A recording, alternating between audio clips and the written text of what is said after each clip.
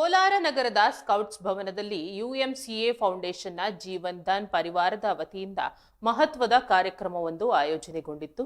Plastic ಮುಕ್ತ ಭಾರತ, ಉದ್ಯೋಗ ಸೃಷ್ಟಿ, ಮಹಿಳೆಯರ ಸ್ವಾವಲಂಬಿ ಜೀವನ ಮತ್ತು ಪ್ರತಿ ಕುಟುಂಬದ ಸಮೃದ್ಧಿ ಯೋಜನೆಗಳ ಕುರಿತು ಕಾರ್ಯಕ್ರಮದಲ್ಲಿ ಚರ್ಚಿಸಲಾಯಿತು.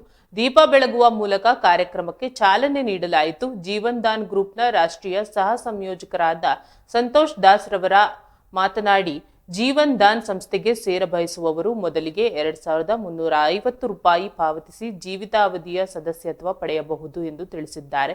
ಸದಸ್ಯತ್ವ ಪಡೆದವರ ಕುಟುಂಬದಲ್ಲಿ ಯಾರಾದರೂ ಅನಾರೋಗ್ಯದಿಂದ ಆಸ್ಪತ್ರೆಗೆ ದಾಖಲಾದರೆ 15,000 ರೂಪಾಯಿ ನೆರವು ನೀಡಲಾಗುವುದು. ರೈತರಿಗೆ ಕೃಷಿ ಚಟುವಟಿಕೆಗಳಿಗೆ ಸಹಾಯ ಮಾಡುವುದಾಗಿ ಅವರು ಭರವಸೆ ನೀಡಿದ್ದಾರೆ. ಶಿಕ್ಷಣಕ್ಕೆ ಸಂಬಂಧಿಸಿದಂತೆ ವಿದ್ಯಾರ್ಥಿಗಳಿಗೆ ಉನ್ನತ ಶಿಕ್ಷಣಕ್ಕೆ ಸಹಾಯ ಮಾಡಲಾಗುವುದು ಮತ್ತು 10 ಲಕ್ಷ ರೂಪಾಯಿವರೆಗೆ ಬಡ್ಡಿರಹಿತ ಸಾಲ ನೀಡಲಾಗುವುದು.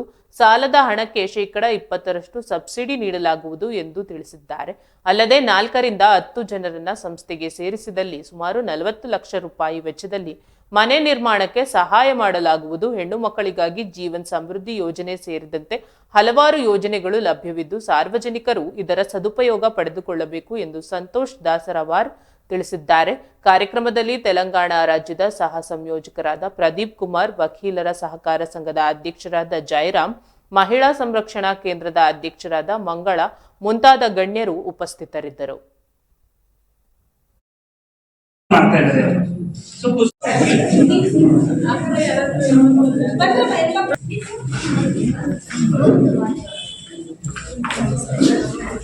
ವಿದ್ಯಾ ಮೇಡಮ್, ರೂಪಾ ಮೇಡಮ್, ಬನ್ನಿ ವೇದಿಕೆಗೆ.